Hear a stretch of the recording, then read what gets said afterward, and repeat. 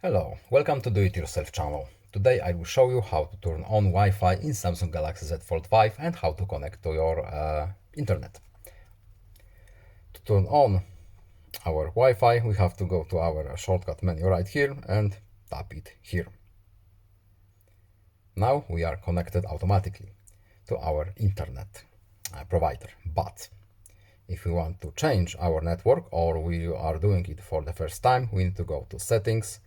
Our Wi-Fi is here, turn it on, and here we will have, yes, here we have our available networks. To connect to our network, we need to tap network name and enter password.